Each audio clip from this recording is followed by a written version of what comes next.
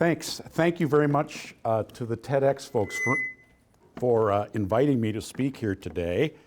And yes, I'm going to talk a little bit about television news, my experience in it many years ago, and I'm probably the only presenter ever who's going to talk about television and not have any video clips or anything, no TV clips, just because I'm that good at describing things, also lazy. So this is my visual aid. That's me 30 years ago, but more on that in a second. The coolest thing about being here today is that there's a crew from a local newspaper here, and they have to listen to me talk about TV news, not newspaper. They're forced to be here. It's just awesome. We have a little rivalry still between the types of media, but I'm loving that. They're good folks. This is my visual aid. Actually, when I got asked to do this presentation this morning, I decided to take this down from the ceiling above my bed, and actually, no, it's a Polaroid my mother took at the Eau Claire Airport 30 years ago this year, and it's real telling. It speaks a lot to me these days because, number one, it's blurry. If you see the picture's blurry, and my eyes, if you look, they're actually kind of closed in the picture, so there's plenty of material there for me to talk about regarding that period in my life and how it's a little foggy today, but I digress. Another idea for this talk actually came just a couple of weeks ago while I was in my car at a stop sign within the roadways of a local community college. I was at the stop sign. I actually shifted to park and remained stationary because a young student was walking directly toward me, head down, texting, did not see me at all. She actually bumped lightly on the side of my car where the light is, headlight, and then like a pinball, she kind of glanced off it and took off. And that's concentration, folks. That's real concentration, admirable. But seriously, I wondered, did she even notice me right there just a few feet from her? Will she have skills to notice the small things or the big things in actual life as they happen around her? In TV news, one of the great blessings of the work is it's the ultimate in experiencing the moment because we're in it and we're telling stories about what's happening right now. So I wanted to talk about noticing small things and how that skill has helped me in my job and in my life.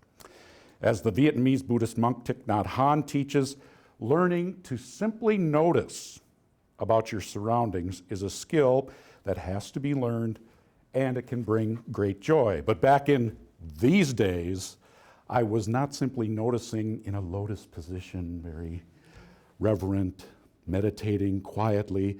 I was simply noticing to save my career and my job in a very competitive television news environment back those days. The explanation in the talk in my bio was that I was only going to talk about all my experiences in large market TV news. That was about 12 years of my life, but I'm going to talk about the first 3. At that time in Minneapolis was the 13th largest television market in the country. The station I worked for was owned by Gannett, which was a very large media company. It was a newsroom of about 100 professionals. It's a much larger size newsroom than most. Nearly all of the staff had 10 years or more experience in medium or other large markets elsewhere in the country, very competitive. The news division brought tens of millions of dollars of revenue to KARE 11 every year, and I was just a teeny part of the newsroom. On one occasion, and it happened several times actually while I was there, I witnessed a person being fired on the spot immediately for not meeting expectations out in the newsroom. One woman went to lunch one day and came back, and somebody else was sitting in her place, and her box had been filled and put by the door. It's immediate, the news thing, And in that environment, it was very competitive. I don't like how you're writing something, fix it. You don't fix it, there are a lot of other folks ready to take your place. A lot of skill sets, skillful people in a larger market. These were experienced, my colleagues seriously, very city seasoned, experienced, and some cynical. I was very fortunate, very lucky to have been hired to lead the Wisconsin Bureau at the age of 24. They gave me what I guess was sort of a nice little nickname that started to stick on me. They called me Young Eric. Everybody there, Young Eric, nobody calls me that anymore. You know, like, hey, here he comes. I wasn't there very often because I was in Wisconsin all the time, and I didn't get into the main newsroom very often, but when I did, hey, Young Eric's here. You know, what did he goof up this time? During this period, most television news crews were made up of 2 or even 3 people: a camera operator, a lighting and audio person, and the reporter.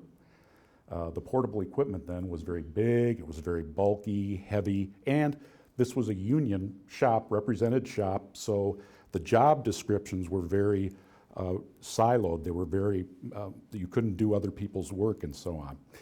But because I worked in Wisconsin, which was outside the 50-mile radius of the contract, I got to do everything. It's wonderful. I was the Wisconsin Bureau. The staffing rules did not apply.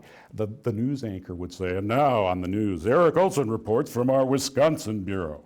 And it sounded so big and glamorous and, you know, a bureau, but it was me in my dumpy apartment in Eau Claire, Wisconsin. And if you remember what an answering machine is, in the days before tech, it just sat on my dresser in my little bedroom. You know, the Wisconsin Bureau was on my bureau. And that was it. It was just me. The reporter, having to put it all together by myself, seldom with any aid. And remember, no YouTube, no email. We had to walk 10 miles in the dead of snow, but it's true.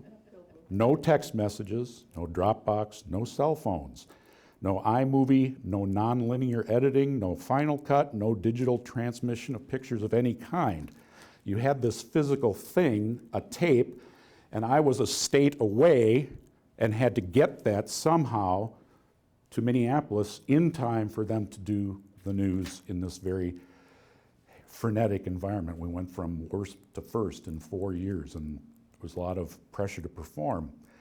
So besides the actual journalism job, my other job, which was arguably more important, was figuring out how to transport that physical thing to a central location, usually the station, but not always, where the assembled content was put together in a story.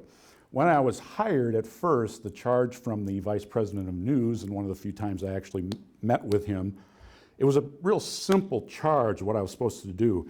I was supposed to cover the biggest story in Wisconsin that day. No problem.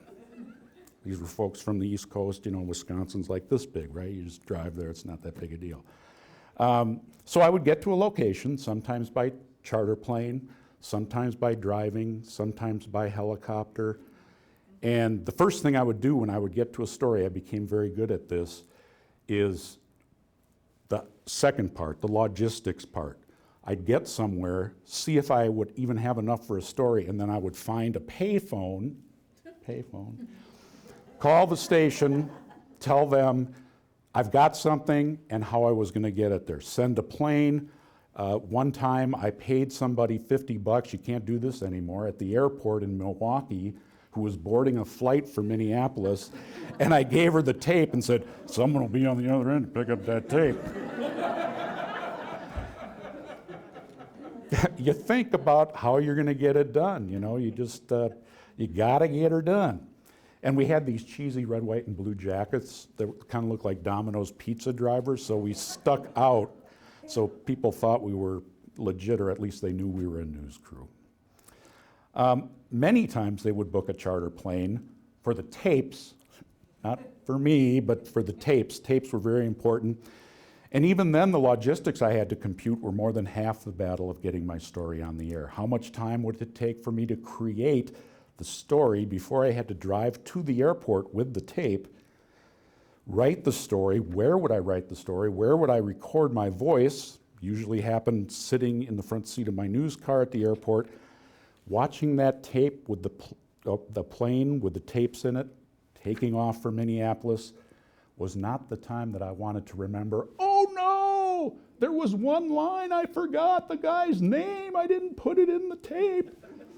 Too late. There's no going back. Tapes were on their way to Minneapolis. Sometimes if I was in the western part of Wisconsin, I would need to drive my story into the newsroom in Minneapolis. I became known in future years as somewhat accomplished in what was called writing to video. I'd be invited to college journalism programs or smaller city newsrooms for workshops, sometimes alone, sometimes with a photojournalist teaching this technique, writing to video.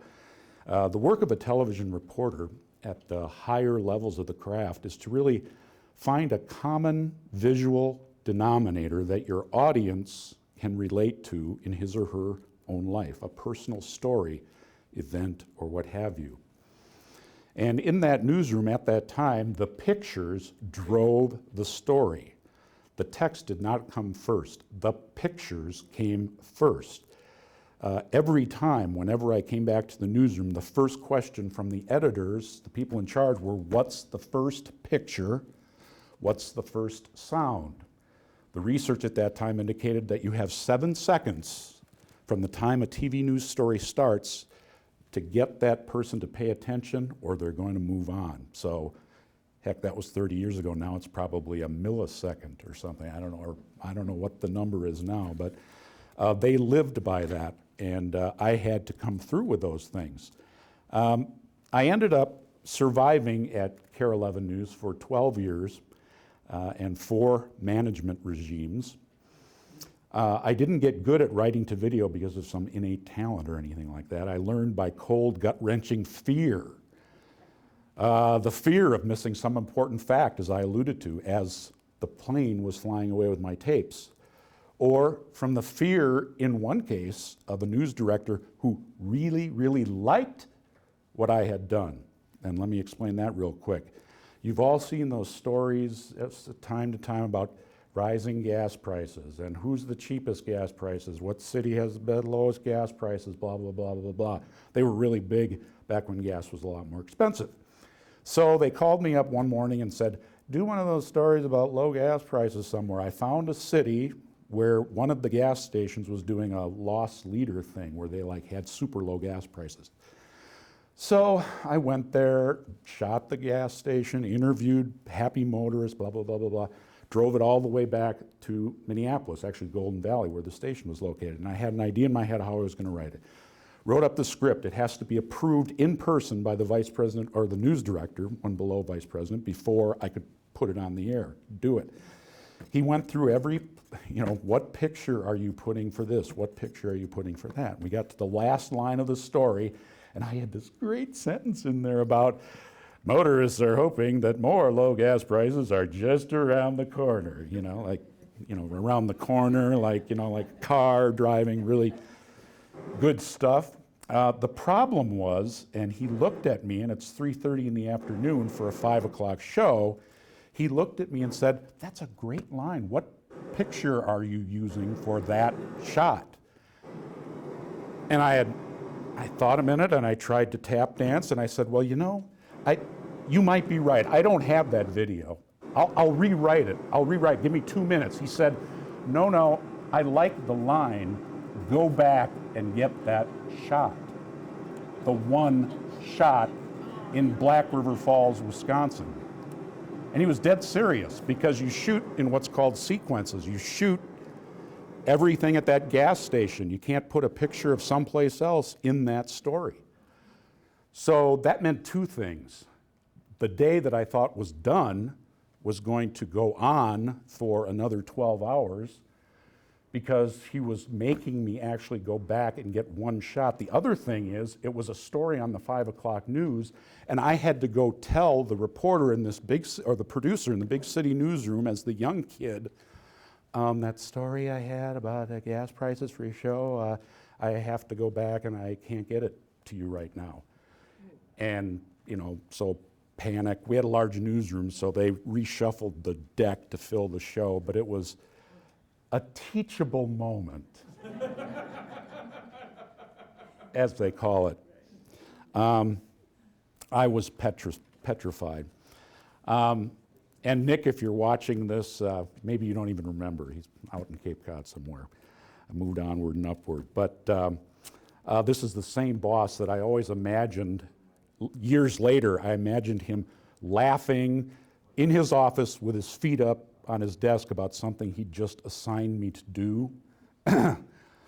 Let's see if he can do this. He sent me to southern Wisconsin, where a dam was feared to almost be breaking in this little town. And it was a 3-hour drive it was down by Monroe, Wisconsin, and the National Guard was out. City had many people evacuated, very hectic, okay? So he said, that first part of me wasn't that funny, that question, I understood that, but the rest of his sentence, and I want to say that it's right, get me the story for the 5 o'clock news, but don't miss the shot of the dam if it breaks.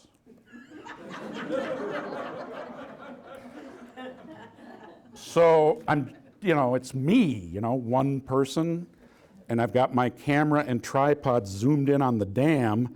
Don't miss that shot, but get me that story for the 5 o'clock news. I just imagine him laughing. We'll see if he gets himself out of that one. Well, how did I do it that day? Well, as soon as I got to the scene, after I stopped swearing on the drive down in the news car by myself, I did a lot of talking to myself and windshield time and all that stuff. I had a car, me, a camera, and a credit card.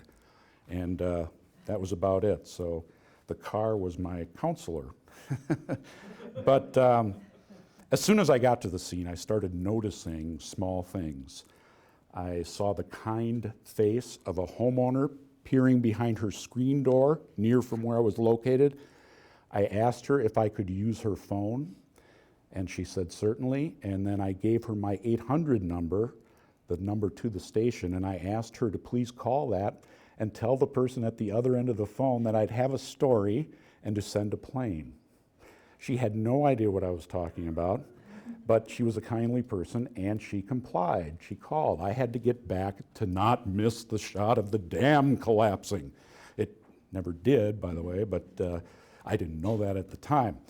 So that was done. Transport was starting. I scribbled some text on a notepad while standing at my camera, and I recorded my voice via my camera little microphone on that same tape at the tripod in front of everybody with the dam and police and everything. There's a dam break, blah, blah, blah. I tried to sound like I was a news person, and recorded it on that same tape. There was a fellow standing next to me, not involved. I again asked him if he wanted $40 to take this tape to that little airfield down there, and he complied. He did it. So I popped another tape in so I wouldn't miss the shot until dark, and stayed there by myself. By the way, the irony of being in a large market and the other stations there with 2 and 3 people, because they were from Milwaukee or elsewhere, and here I was just by myself. But it was a great experience, great learning in the field. Practicing the technique of simply noticing also helped me during this time with what we call now thinking outside the box. The idea really that anything is possible. For a while, my mind started thinking in that way until I got a little older and started having children, a family. Anything might not be possible, but we have a good time. The case in point in this context is a trial, and it's serious, but I'm going to tell you the funny part about it. It's a triple murder trial. I guess that's not very funny, but it was a triple murder trial in central Wisconsin. Okay, and trials are very regimented. You can't take pictures, you can't do this, can't do that. All the other stations were there. They showed the jury a little clip of executing a search warrant during the investigation of the murder. So the sheriffs had video, and they played that for the jury of this person yelling and complaining about the police coming on their property. And it was great stuff for me, great pictures and sound, but the TV was turned towards the jury that way. We couldn't see it. So I thought, I got nothing to lose. I'm in a small town, a small county. I went into the judge during recess and said, we couldn't see that video, so I need a copy of that for my story. And he said, okay. And he gave me the tape. He gave me the physical evidence during lunch break of a triple homicide murder. And I drove to the little CBS station in town. And I said, look what I've got. And I said, you can make a dub of this, but don't use it until after 5 o'clock. You can use it. And he said, you got it. Brought it back after lunch hour and couldn't believe it. But that resulted in what's called a scoop, because nobody else had that great video, blah, blah, blah. So in closing, I know what you've been listening to, me, blah, blah, blah, old guy, video, planes, whatever, you know. Hey, simple charge for you all, simply notice. That's all I ask. Simply notice alternative solutions to situations around you, be they technological or human. Pull back from just one piece of technology, try it, or pull back from a standard way of thinking, how you always do things. Think critically, see if you can work your way to a solution in some other fashion. And it doesn't have to be a complex thing. It can be how you get your stuff done at home or Saturday chores. How can I do this differently, just for fun? And then notice the technology that you have before you. It's wondrous, all the electronic technology today, but it is just a tool. In my view, success in life or career comes from noticing the tiny human moments happening around you day by day. Appreciate the technology, but once in a while, remove it, close your eyes like I do, and see if you can dream a solution. Sometimes that can help me jog a new idea into this noggin. And lastly, look up at least once in a while and simply notice that car right in front of you. Thank you.